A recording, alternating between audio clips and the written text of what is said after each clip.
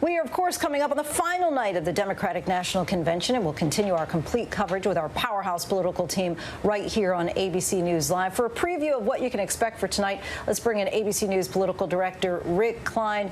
Rick, so of course the big speech tonight coming from Joe Biden officially accepting the nomination. There's been a focus on his character and his experience in the previous days, but what are you looking for tonight as far as his agenda?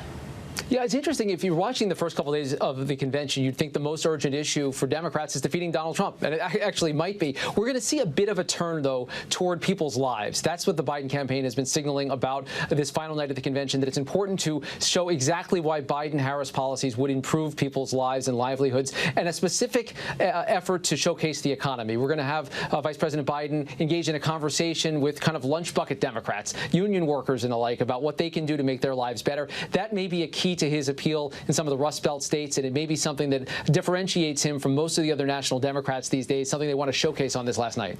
And after the night of women that we had last night, it looks like it's guys' night tonight, including several 2020 candidates. Yeah, a lot of his former rivals night. We're going to hear from Andrew Yang and Cory Booker, Pete Buttigieg with a brief speech. And interestingly, Michael Bloomberg, who, of course, spent about $1 billion trying to seek the Democratic nomination back when it looked like Joe Biden wasn't going to be the nominee, is going to take a prime spot, taking up a few minutes right before Biden's family, talking about the economy. And it's notable, Lindsay, because it is a snapshot of where the party was at the time, that it seemed like Michael Bloomberg was the savior from the progressive wing, the Sanders and Warren wing of the party. Of course, Biden started to consolidate support. There went Bloomberg's support, but it's a controversial decision to turn to him. He is still a polarizing figure. Any billionaire is in circles like these. And Rick, what have we learned about how Joe Biden is going to be introduced tonight? We all should be introduced like this at some point in our lives, Lindsay. Davis Guggenheim, the Oscar-winning director, has put together what the campaign is saying is just a breathtaking video that showcases a couple of friendships, some unlikely ones. One with Senator John McCain, who's been talked about earlier this week, a Republican senator from Arizona, and of course the Republican nominee for president in 2008, who had a long-standing, strong working relationship and friendship with Vice President Biden, and an Amtrak conductor. Vice President Biden is, of course, Amtrak's most famous regular rider. He has a whole train station in Delaware named after him, and he struck up a friendship with many conductors and regulars on those trains by going back and forth from Washington, D.C. to Wilmington every night to be with his kids. It's about a 2-hour trip each time, so 4 hours just about every workday for decades spent on those trains. He earned the right to that station, and he earned a pretty powerful friendship that we're going to hear about tonight. And lastly, this convention has been so different from years past. How do you think it's gone from a viewer perspective? And any idea if there's going to get we're going to get a balloon drop at the end?